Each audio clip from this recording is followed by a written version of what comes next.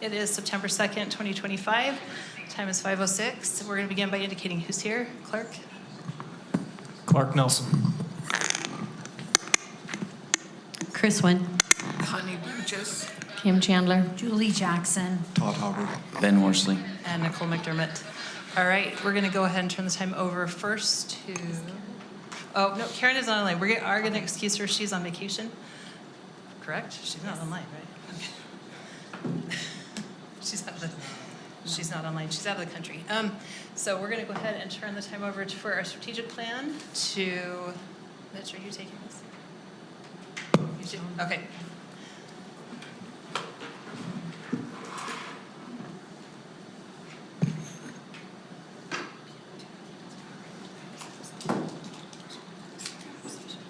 All right, good evening, Board and Superintendency. Thanks for the opportunity to share with you. This will be the first of some bi-monthly strategic plan reports that we will be providing to you to look at our progress on the strategic plan. Joan Bramble and Mike Douglas will be present. So our strategic plan includes two prominent goals. That 1% increase in proficiency and a 1% increase in graduation rate each year. So there are three priorities as part of the plan. And this plan has been, you've seen this before, so this should just be a review. We've got the three priorities: academic, social skills and dispositions, and talent development. So those three priorities include objectives and measures that support the priorities and therefore those overall goals to increase proficiency and graduation rates. So this slide is showing you some leading and lagging indicators and a plan for how we're going to present these on an every other month basis. So when we talk about leading indicators, we're looking at those green boxes where we're trying to find out, are we on track to achieve some of the goals that we've set for ourselves in the plan? The lagging indicators indicate things that happened. So for example, we'll look at increasing graduation rate. We'll be able to report on that in January. Did we meet that goal? In the meantime, as we look at some things that are lagging, we try to develop some ways to be able to measure, are we on track to increase that graduation rate? Or some other things like our ELA and math proficiency. We measure looking at our PBL grades to see whether or not that as a leading indicator is letting us know whether or not we're going to meet our goal.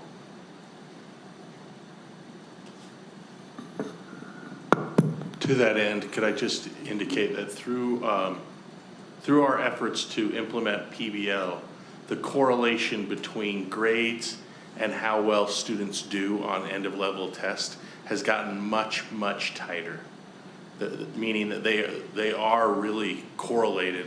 If a kid gets a 2, they're probably not going to do so well on the end-of-level exam, as opposed to if they're getting 4s, they are. Like, where in the past before PBL, you might have a kid that's getting straight A's and then they just don't do so well on the test.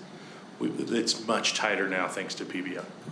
Yeah, and if some of you were around a couple of years ago where we pulled that data together, we looked at that really strong correlation, and you could see the change from when we moved to PBL grading, and we could see that tight correlation where those students that were receiving PBL grades, and it was much tighter in elementary school as we went up into the grade levels. We talked about, is that because our elementary schools have been implementing PBL longer than our high schools? So there are reasons that we talked about why that correlation is likely tighter. But as Mitch mentioned, it's definitely a way for us to be able to track, are we on progress to get to that increase in overall proficiency? So in addition to tracking the progress of the strategic plan, our Student Achievement Leadership Team, which we're referring to as SALT, has some other initiatives that we're looking at on a very regular basis. So one of those is our Boost initiative, and Another is some data tools that schools are using to support student achievement. So we thought for this meeting we would like to share with you some of the progress that we've made with both of those initiatives that have been shared with our SALT committee. So first, our Boost School update. So Boost is based on identifying some of our schools that are struggling the most. And as we looked at how to identify those schools, we landed on looking at the previous 3 years and using the state accountability data. The team really went back and forth looking at whether we wanted to look at all of our accountability data or just proficiency. And we landed on this because our state school accountability system does include some other components like growth and performance on WIDA. So we felt like this was a good way to identify our schools that were struggling the most. So we identified those schools, and these are the schools that are identified this year as Boost schools. So we have 6 elementary schools, 2 junior highs, and a high school. Now the number that was selected for Boost really was based on how many we felt we could support in the way that we wanted to support our Boost schools. So we rank ordered our schools and then determined that this seemed like the appropriate amount of schools to be able to support in the ways we wanted to. So some of the supports that we have already provided include these things. We had some summer planning for 82 teachers total that participated in planning some math units over the summer. We were able to provide a full-time assistant principal at our elementary schools. We added an instructional coach and made sure that all of our Boost schools have an instructional coach. We did some leadership training with our elementary schools over the summer. And then we've had some additional site visits from our SLID. So they are visiting these schools weekly and making sure that we're talking through with the principals their leadership ability at the school to drive the improvement for our Boost initiatives. Some of the celebrations so far, we have had a lot of great appreciation for the additional coaching support for grade level teams and teachers and how that's going to help our schools move the needle with student improvement. I think we'll be excited to track that and see how our coaches are supporting that. Another big support has been that administrative support for our schools at the elementary level. And the early identification of focused needs at each school. We've been in the elementary schools and really worked closely, we meaning the SLID and I and our curriculum folks have helped with those schools identify using their SIP goals and also looking at some information we had from observations that we did in the classrooms to really get focused on what their needs are. And what's interesting is those needs are very different across each of these schools. So I feel like we're tailoring much of the support that we're providing. From the collaboration with departments then, we have curriculum, assessment, coaching, access and opportunity, and PBIS. We're all working together to determine what's best going to support those schools as they work toward increasing student achievement. So for some of them, I mentioned, they really identified that they needed behavioral supports. So what was exciting is looking at some of these next steps. So already on today, they were excited to be able to have that legislative day, and they put in place some professional learning opportunities already. They did behavioral supports in some of the schools. They looked at teacher clarity. They looked at planning and PLCs to be able to target exactly what those schools needed. Another next step, we're tracking 30-day plans in order to help them celebrate small wins and set goals, and then identifying additional resources and supports. The idea is that those additional resources and supports really come to the SALT committee as we say these are some needs that these schools have. We also have some smaller committees at the district that are directing the work that we're deploying some of our specialists out into the schools to do. Do you have any questions about Boost? Yeah. I just had a quick question on the coaching. Is that, is that additional coaching instructional coaching? Is that, or does it center around like what they need, like the behavior supports and the planning, the PLC? What does the coaching look like for those? It really looks different at each school. So for some of it, it is, let's see, our junior high has our curriculum specialist coming out to help coach their PLC on how do we move forward and how do we embed some good CFAs into the work that we're doing. And so we've collaborated and brought some of our curriculum specialists out to work with an instructional coach and a PLC team.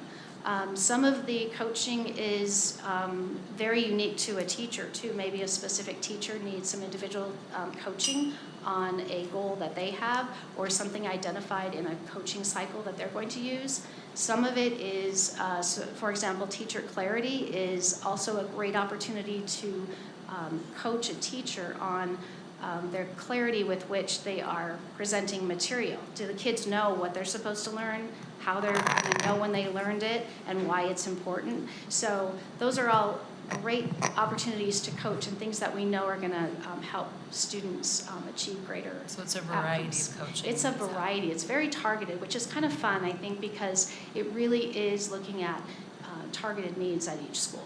I love that she's kind of brought, that you asked that question, because I think really SALT is there to provide the supports that an individual school needs, right? So we're coming and having those conversations, as she's indicated, to identify what specific strengths the staff and the school has and where we can help provide additional supports and build capacity. And that's the intention here, is to strengthen our school level teams and build capacity of all of our employees. Any other questions around Boost before we move to a data tool? Yeah, Dr. Bramble, I'm wondering, if I go into one of these schools and I start talking to a teacher about this, like what is their level of consciousness that these things are coming from the Boost initiative? Or, I mean, is there a sense that like, oh, we're a Boost school, we're all coming together on this, or are they receiving additional supports and happy to receive them? What would you say is? You know, what was really cool is this summer we pulled our elementary schools together and we provided a training with a leadership team, and there was such positive energy in the room about really getting clear on some of their goals and their plans and the supports that they were going to get. So I would say you're going to hear some positive energy around what they're getting in terms of supports. Would they be able to, they should be able to articulate what their goals are too. And I will say, with a caveat to that, we have our elementary schools are farther along in this process. Our 2 junior highs are, we're getting started and we've got some things in place. And Granger, we're just developing some of what they will be experiencing with this initiative. So they're in various stages based on. That's helpful. Thank you. Yeah. Do you want to address that, Mitch, at all? I know you've been out visiting these sites and visiting with leadership teams, and you have some additional goals. Yes, to that point, I intend to go out and meet individually with every single teacher, especially at the elementary school level.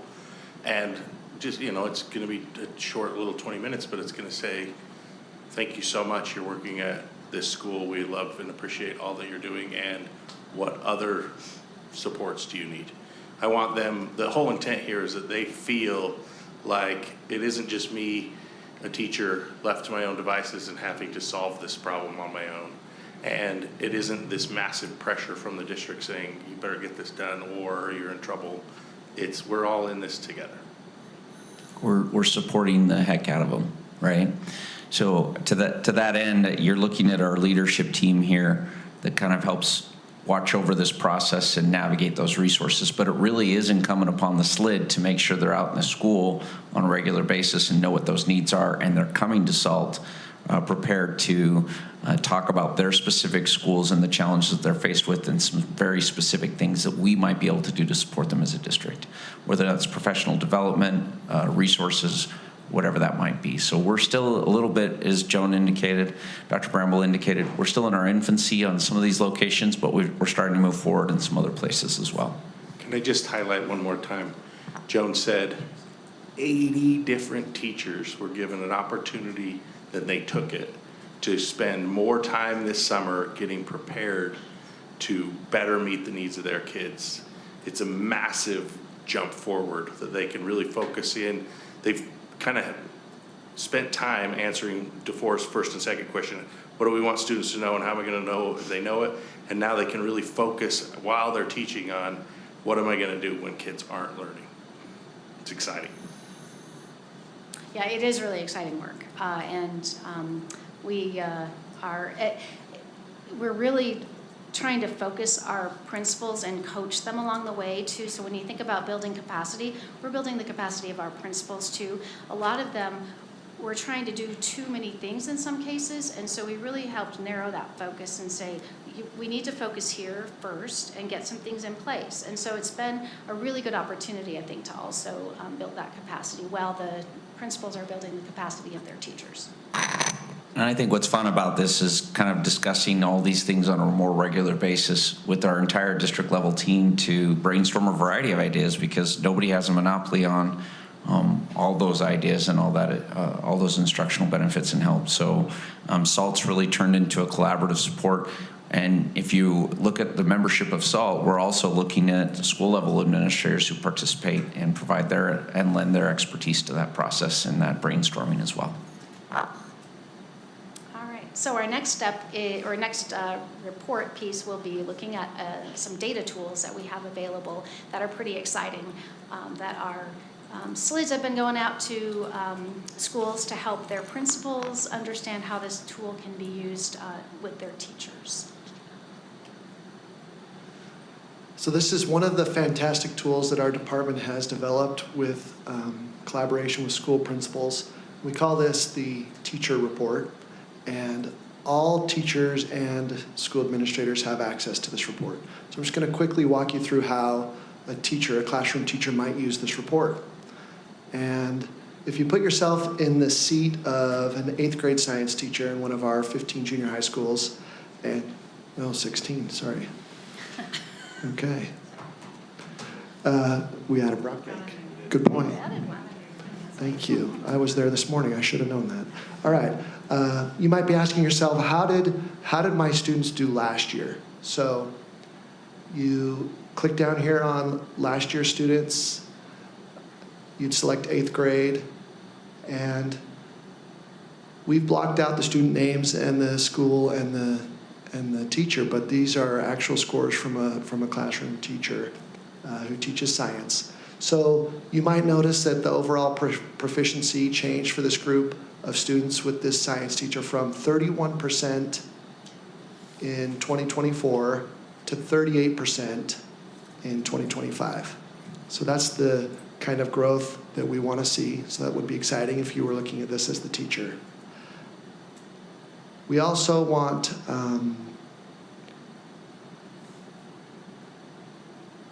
to point out that you might notice that the proficiency scores right here they're derived level scores. So the scaled scores are converted to decimals to show how close the score is to the proficiency levels of 1, 2, 3, and 4.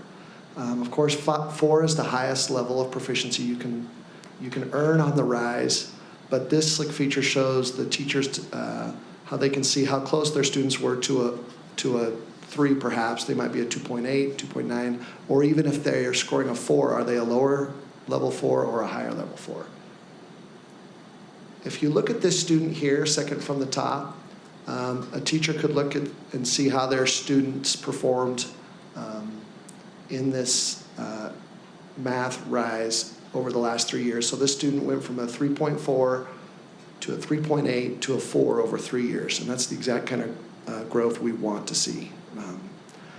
And then I don't have it outlined here on the slide, but if you go to the other column towards the bottom, there's a student who was a 3, third from the bottom, who was a 3 on their science rise scores 3 years ago, and then they went to a 1.9, and then they jumped back up to a 3.1. So that would be an interesting thing for a teacher to look at. Why would a student be going down and then back up? So those are just some powerful things we wanted to show you. And this tool has been used, I'll reiterate, by our SLIDs. They've been going out to the principals and meeting with them and showing them how to use this tool. Is just for clarification, it says the overall proficiency change for this group of students with this science teacher. Does that mean the same group of students that you're tracking from one year to the other, or is that the science teacher that you're tracking from one year to the other? Yeah, that's the cool thing about this is we're talking about a cohort group of kids. So you're able to look at how did they do last year, and then I taught them this year, and where did their proficiencies move. So often we give our teachers, proficiency from one year to the next, but it's a different group of kids. So the cool thing about this is that it is the same cohort of kids. And so we can really demonstrate what happened to them and the impact that that teacher had on to the student level. Okay. Julie, you have a question? Yeah, so in this case, it's a cohort, but in most cases, it's not a cohort. I mean, I'm thinking especially in a junior high or a high school. So are you saying that, like, say that I'm at Granger and I'm teaching science, 10th grade science, will I get a form like this that shows me, I guess it's a little different because you have so many more students, but that will show me the proficiency and the history of each of my students, so I will get that? That is correct. Okay. Yeah. So every teacher has access to this, and you can also filter by your period. So you could look at how did my period 1 students do. On the next slide, we're going to show you how you can look at your current students. So you notice that we filtered here to last year's students. On the next slide, you're going to see your current students, which has been where the SLID spent more of their time, I think, because they said, hey, these are just the kids you have. And so this is sort of looking backwards at how I did last year, but now let's look at the kids I have and what impact I might be able to make on them.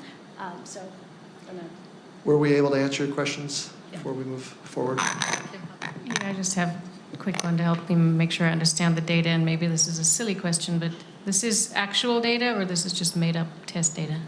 This is actual data. Okay. Yep. And it's using our grading scale 1, 2, 3, 4? It is using, so what we do is we take the scaled scores on their RISE test or their Utah Spire test, and those scale scores are all attached to a proficiency level. So for example, a student might have, and I'm making this up, they might have between a 332 and a 410, and that range of scale scores is a 3 as a proficiency level on RISE. So typically all that our students and teachers might see is, oh, that student is a 3 in math. However, what this does is, what we've done is we've taken that range of scores and we've attached a decimal to it. So you might be a 3.1, which is just barely got to that 3, or you might be a 3.9. You're way on the other end of that scale. This allows you to see where you are in relationship to that scaled score. So what is the upper limit of the numbers we have in here? Because we do have numbers above 4. That's kind of what's driving my question. Correct, Numbers yes, above and that's 4. a really good question because a lot of people look at it and they say, well, wait a minute, 4 is the highest you can get. But there's a difference between a low 4, I just barely made a 4, or I'm way at the end of it. So 4.9 is the highest this goes because we needed to be able to see that distinction in the scale scores, because a 4 goes all the way up, right? But if you just know you're a 4, you're not sure, are you way up at the top end of that 4 scale, or are you at the bottom end of it? And then I'm guessing there's more data, like you would scroll down on this, because just doing a quick scan in my head, we've got in one of the columns, for example, like only 2 numbers that are below a 3, but we show a 31% proficiency rate. There's just a lot of data that's not shown in the snippet, right? You're correct, yes. Okay. So this goes all the way down, and again, if you sort it by classes or filter it by classes, you're going to see just those students in your class. The cool thing too is that a teacher who is teaching science class could look at their ELA scores and get some information about where their students are in terms of their ELA and their reading abilities. There is a way to download this too, that principals are shown if they want to download it into their own spreadsheet. So that's a possibility too in this report. So I think a better way of asking what you just asked, not that you didn't ask a nice question, is a good question, but maybe is, if as an individual teacher I'm looking at this data, how does it guide my practice? And when I'm looking at, you guys showed me how I could look at this data for my own Granger class, and I noted that probably 30 or 40% of my kids, 65% of my kids are multilanguage learners, right? So they're learning English for the first time. And about a third of those, about half of those, or a third of the class, is really low in reading proficiency. So that's now helping guide my instruction to be able to look at this information and go, okay, I need to change this outcome or this exercise or this lesson to make sure I'm meeting the needs of those respective students. Am I saying that correctly? Yeah. Is that how I'm going to use that as a teacher? Are there other tools or resources? Yeah, and the resource we were showing you is another tab that's on the same report that gives you their reading. We do a benchmarking with our students at beginning, middle, and end at in the high schools, and so that is the tool that we were showing you to see where are these students reading, and then a lot of our tools will also have a WIDA level so that you know where they are in WIDA. This particular one doesn't. This has ML, whether or not they're a multilingual learner or not, but the report that we were showing you also included the WIDA level.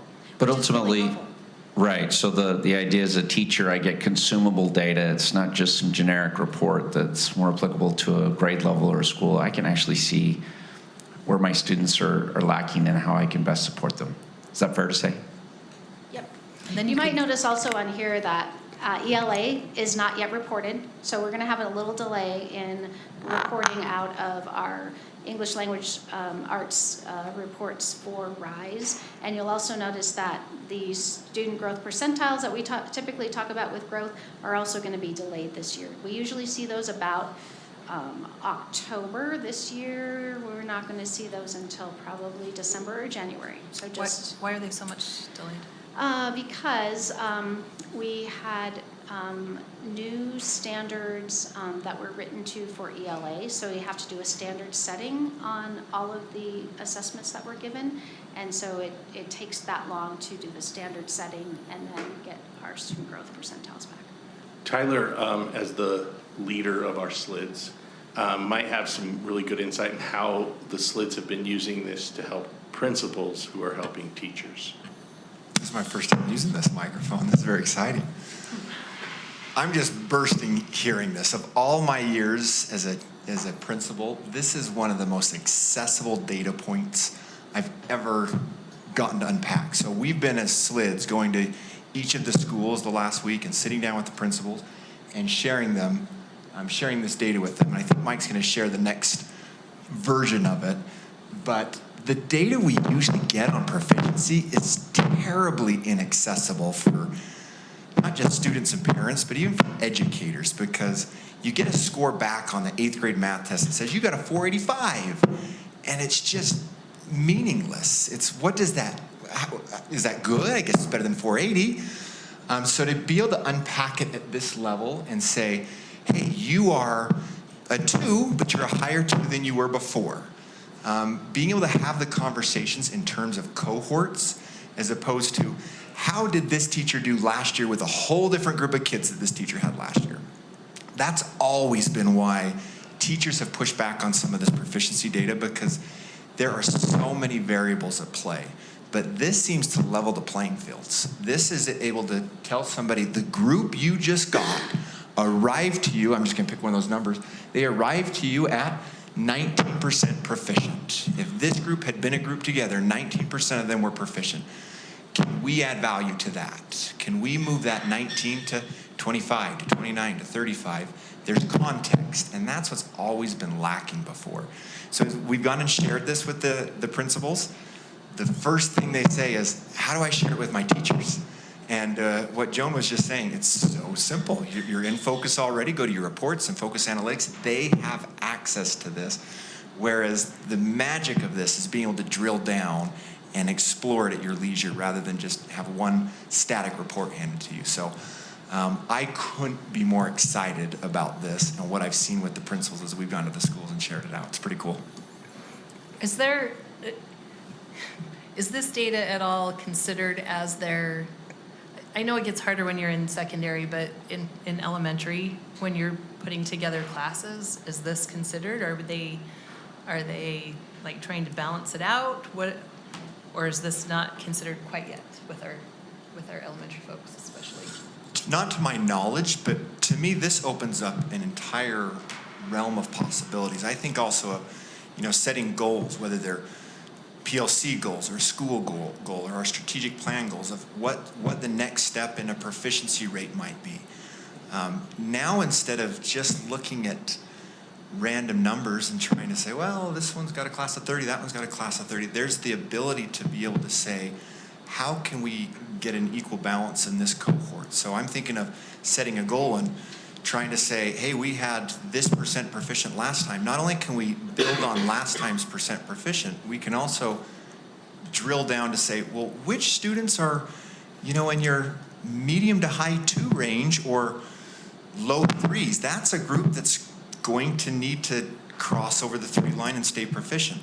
At the same time, you want to do, how many of our 1s can we move to 2s? How many of our high 3s can we move to low 4s? It creates a reality of specific kids we can set goals around. And to your question, I think we can also be very intentional about how we group heterogeneous mix of kids together. And I was at one of our boost schools this morning for their PD, and that's exactly the conversation they were having as grade level teams. They were looking at these sheets. They were going, okay, as a team, we want to move these kids to the next level, and how many can we do that with, and what can we accomplish together? So they're actually when I talk about consumable data, like giving it down to the level where a classroom teacher knows exactly what they want to help accomplish, to help the school meet its goal, and in turn the district meet its goal, right? Because it's always this big, broad, ambiguous thing. We're going to raise 1%, yada, yada, yada. And now it's really down to a classroom level. This is where this kid has been. Could I move them up to this level? So was this given to our boost schools first, or do all our schools have access to this right now? All schools have access to it. And they've been trained on We built it what to- last year, okay. actually at the end of last year, and gave teachers a walkthrough on how to use it. There are so many tools that we have, and part of the problem we have is that we have so many tools. And so I think the redundancy has been really great in terms of having the SLIDs take these tools out to schools. And so we've set a goal for ourselves this year that we will be giving our SLIDs a different data tool that the intention is that they're going to go out and work with the principal on that data tool. So we have hopefully some better traction with some of these tools that we have. I was going to mention there is a focus report that the schools do have access to where they can create a balanced classroom based on the previous year's scores that their students had. So it's called In Focus is like a uniform school grade or something like that. But what it is they take their Acadience reading and Acadience math scores for our elementaries, and they can balance their classrooms looking at how the students performed last year on that particular measure. That's great. So this is a really dumb question, but it's a question in my mind. Everyone, so as you line this up, these numbers go with the student for next year.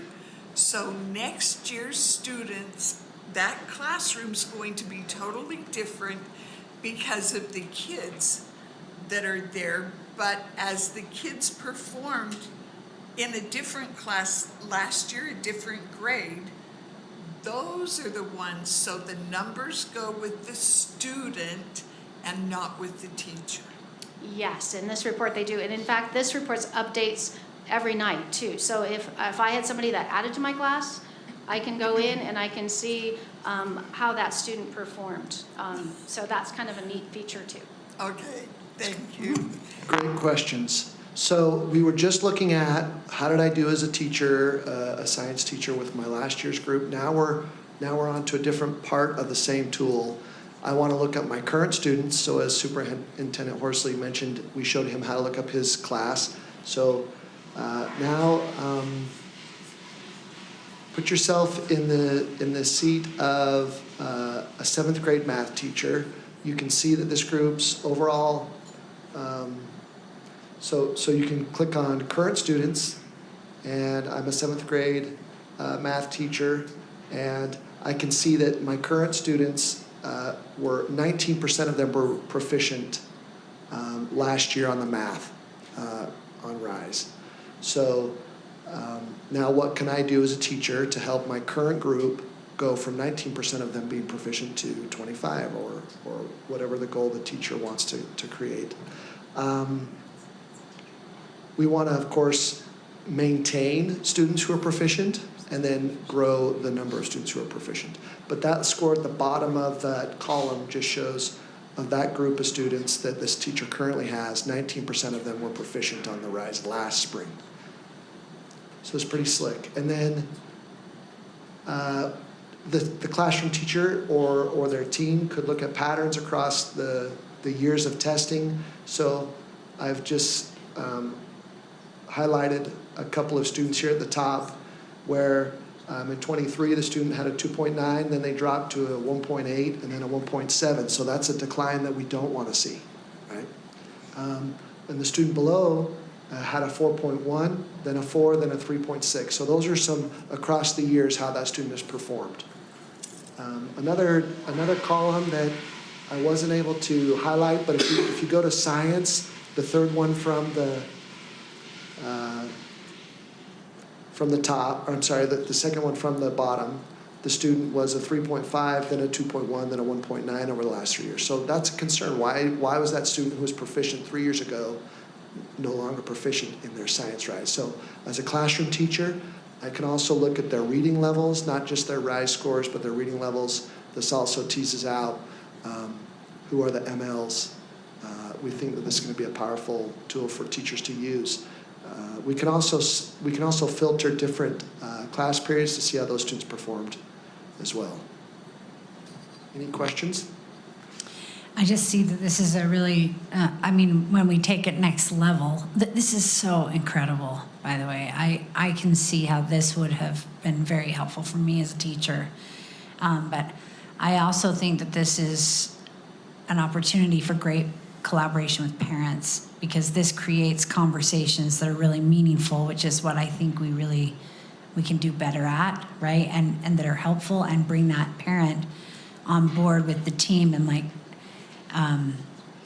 the goal setting, can be much more targeted, and a parent loves nothing more than to be involved in a concrete academic goal with their kid, because otherwise they know nebulously that their kid is having a hard time, but they don't know, okay, here's how you can actually be of help. So I'm very excited about this and what it can mean for our parent-teacher situation and parent-teacher and kid situation. But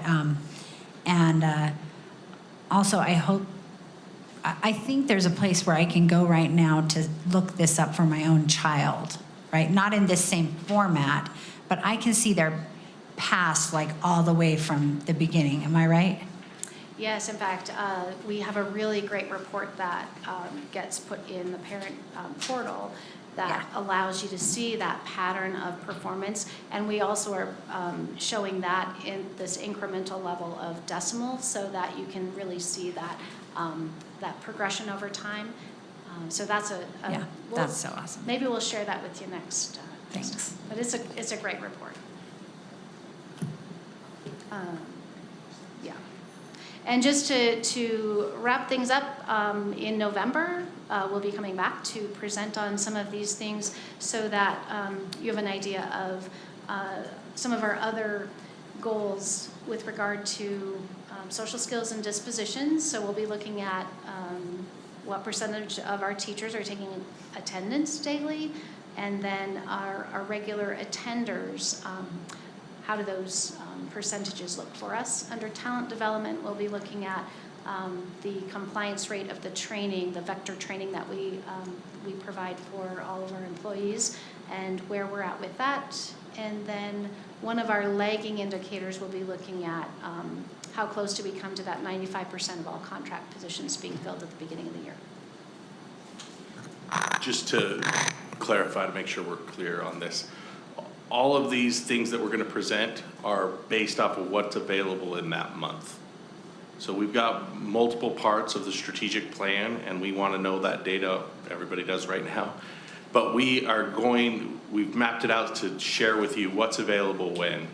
So we still, as you notice in November, we're still not sharing actual official end of level results because we won't have them even in November.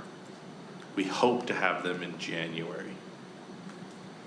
Yeah, I was just going to add, we're parsing out these different pieces. These are more lengthy conversation report outs between the subcommittees for SALT, and they're going to helping us understand whether our goal, how we like our goals, if they're getting us where we want to be, if we need to alter or change our goals, and focus on different types of metrics. So that's why you'll start to see these in the every other month report out, because these are the things we're discussing monthly in SALT. Thank you so much, Dr. Bramble and Mr. Douglas. We appreciate you being here. Thank you. Thanks. We're going to go ahead and invite up Dr. Converse and Mr. Whitehead and the whole party. We're going to have our report on athletic participation.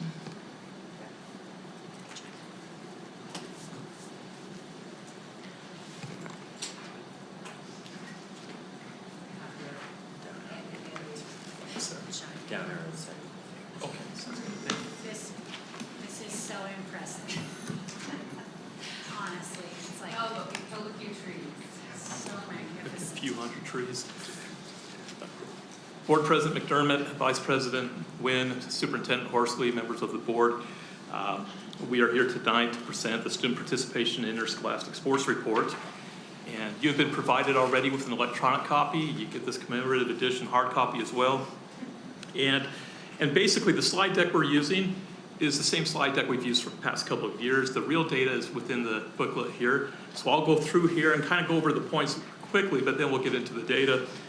On the first page, you will find an introduction. So if we open it up, the first page is an introduction, which includes the legislative requirements of House Bill 420.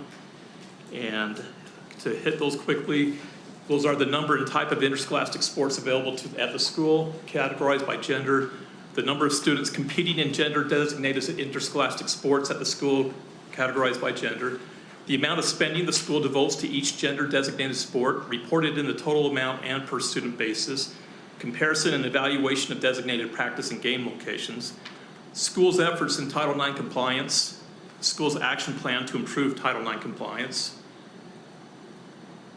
and also the number and type of interscholastic sports available per location, categorized by gender, total enrollment in the school, number of students participating in gender-designated interscholastic sports, revenue transfers, and expenses for each program, and the amount of spending the school devotes per student per sport. Also, comparison of practice and game locations, individual schools, self-assessment of their Title IX compliance efforts, and the Title IX action plan for schools with over 10% disparity in male and female athletic participation. And so I've included on the slide deck, and we can look through any of these. I just randomly selected Skyline High School. And as you look through the top row all the way across, it goes through each of the sports. And if Skyline High School offers those sports, goes over the second row with the green headings, goes over the enrollment of the school, the male enrollment, the female enrollment, also goes over the number of interscholastic sports provided to boys and to girls, number of students participating in interscholastic sports, as well as number of boys participating, number of girls participating. And then we specifically get into each of the sports, and it goes through each of the numbers for each of the sports. Now, last year we introduced a rubric for schools to go ahead and self-assess to see where they stand. And the majority have pretty good scores. And then at the very end, if there's a discrepancy between boys sports and girls sports of 10% or above, they have been required to put in, the state law requires them to put in an action plan to bridge that gap to under 10%. And as you can see, Skyline was at 16%, and their action plan consists of continuing to work to highlight their women's sports on social media, working with Wasatch and Churchill to build excitement in their women's athletics for the incoming freshmen. And the very last of the book, is a summary, and the summary is pretty good. It just basically goes through all the data points for a ready reference for you. And if you want to get into it specifically for a school, then we refer you to the actual school for that.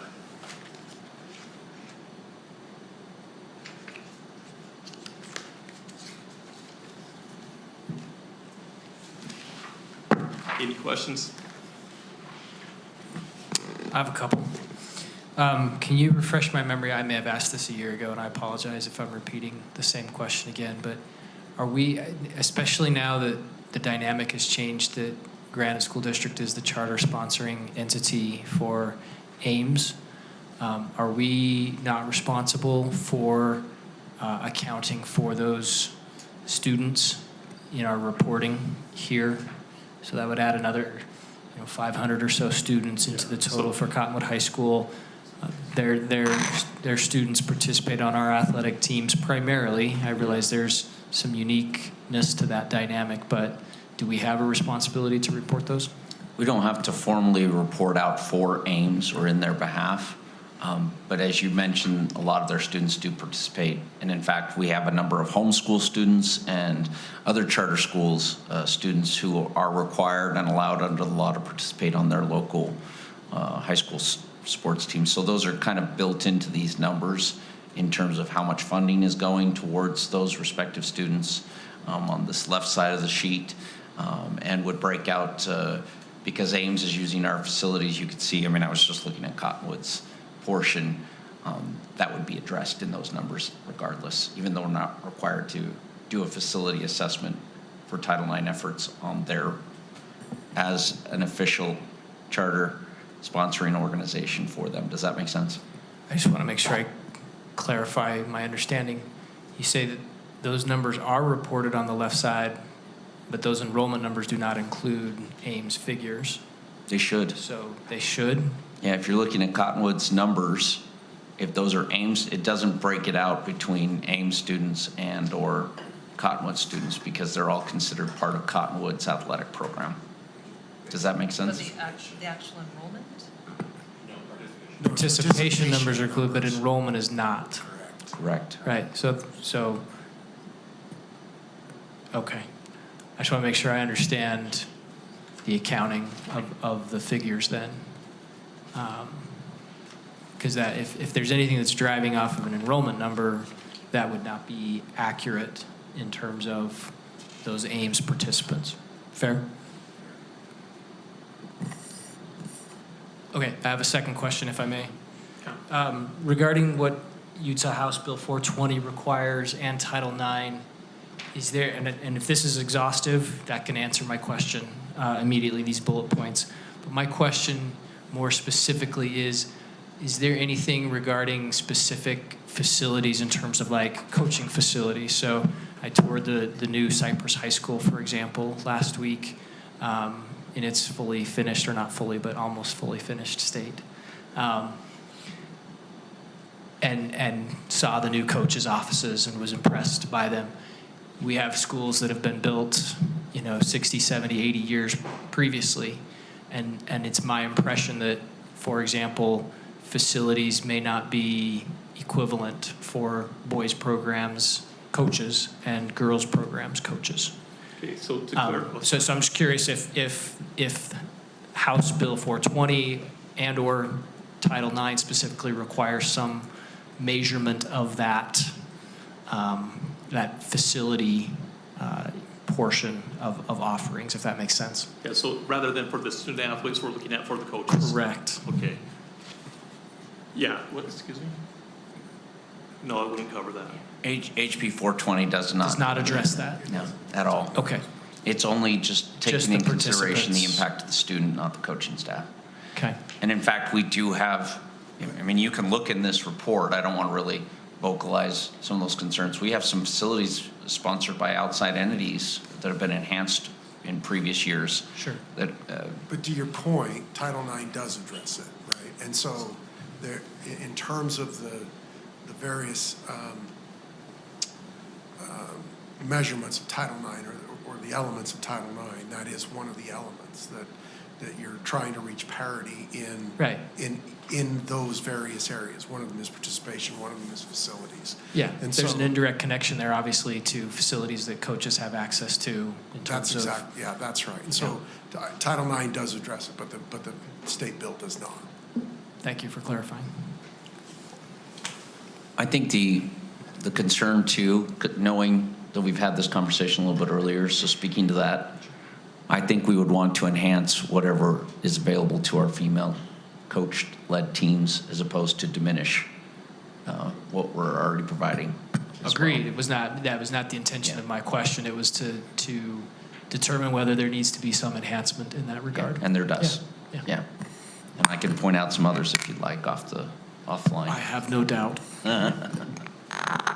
So this is our second big book that I remember, but I know we've been tracking data probably longer than that. What Yeah. trends, when we look at this, like, I think there's a lot of yes, we have disparity, yes. What are we doing to, like, maybe answer some of those?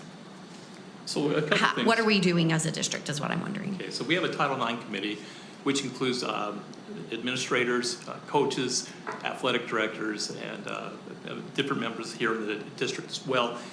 We take a look at the different action plans that are on here.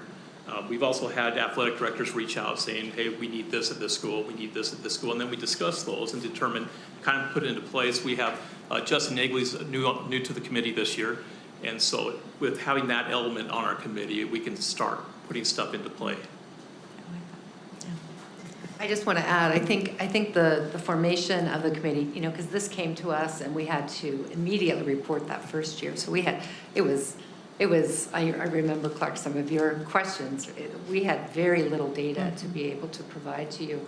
But with this bill staying in place and being able to really dig in and make it a meaningful part of what we do, we were able to create the rubrics, the committee, and now I think we're really getting to a place where we're creating feedback loops that can be very actionable. So in the same way Dr. Bramble was talking about the data in the hands of our teachers, using it to make improvements, we're able to use this data in real time now and make it meaningful to us, not just checking a box of legislation, but making it really meaningful and getting it into the hands of the right people like Justin, who can really think about what kind of systemic changes we need to make across the district. So we just had a budget committee meeting, and you could see how some of this data and information could then inform decision makers on how we expend capital.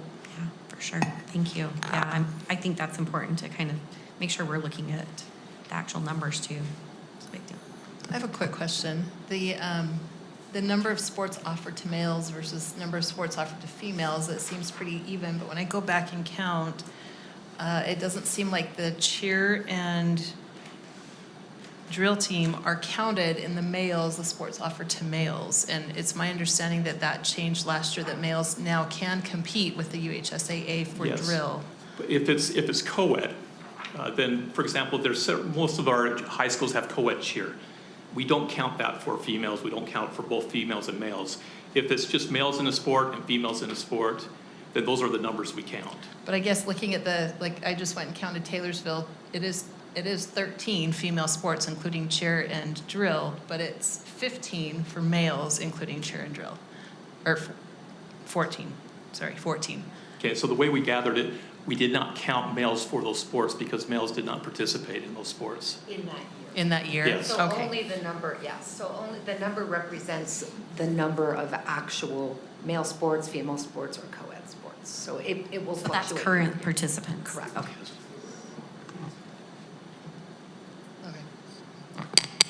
I just want to make sure I'm understanding the accounting here. So I'm looking at Evergreen Junior High and their boys basketball at the very beginning. There are no page numbers, so sorry, I can't refer to it.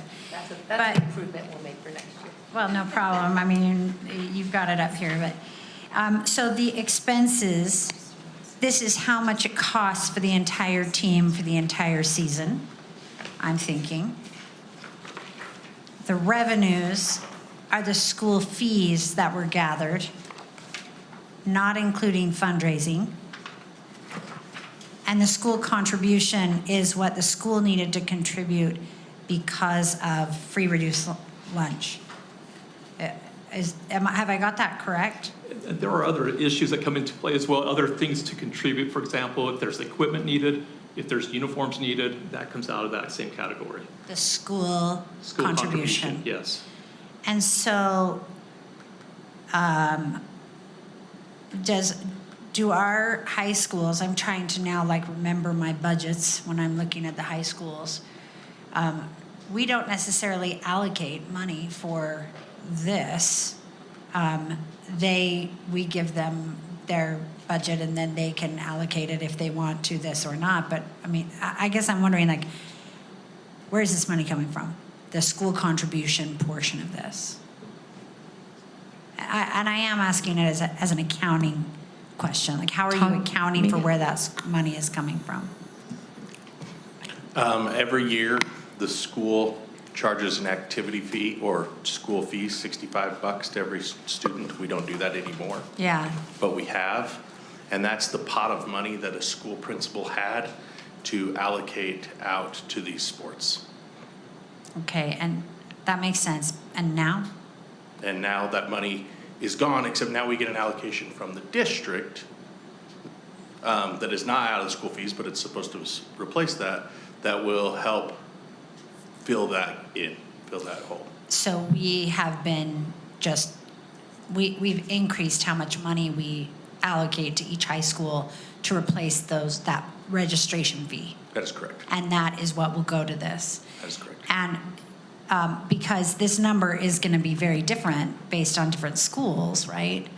So if I have every student who's paying $65 into a registration fee, and in one school I only have 20% of my kids on free reduced lunch, but in another I have 80%. You see what I'm talking about? Yeah, we've been reimbursed for fee waiver. Schools in our district have been reimbursed for fee waiver, I believe, Todd, all the way to the maximum amount so that it's equitable. Correct. Reimbursed by whom? District dollars.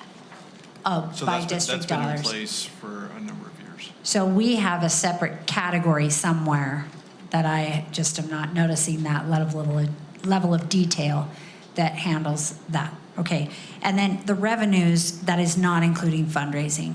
Am I correct?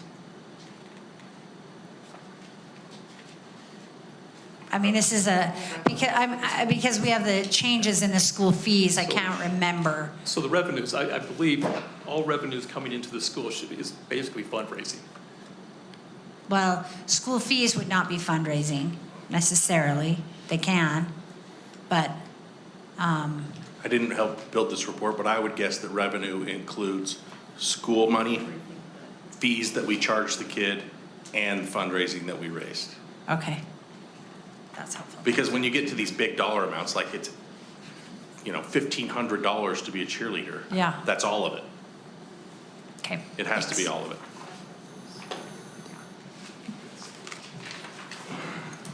To that end, we have created a reporting process over the last few years to be compliant with HB 420. And we do this as an annual legislative requirement. If there's feedback or input that we could have that would help make this data a little bit more clear or understandable, I think our committee would be appreciative of that information from the board and feedback. I just think it should say number of sports males participated in and females participated in and not offered. Yeah, Is that makes a lot of sense. Yeah. Yep. Yeah, and the definitions are all Page 2. I also just want to clarify that all my questions were answered on page 2, if I would have read that. Thank you, Julie, for being able to admit that. All right. Thank you so much. We appreciate all you being here and the information that you've provided. This is great, and I think it improves every year, and we love seeing the data.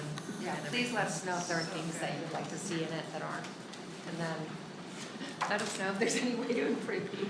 As they're transitioning out, I do want to highlight that we are starting a high school guiding coalition because high school principals have kind of been left to their own devices to figure out all these problems on their own. And and you kind of just have to build it in flight by yourself. And we're going to use the economies of scale and all the genius that collectively high school principals have to help improve the process and help everybody get a little bit better. Thank you. All right, we're going to go ahead and take a recess for dinner, and we will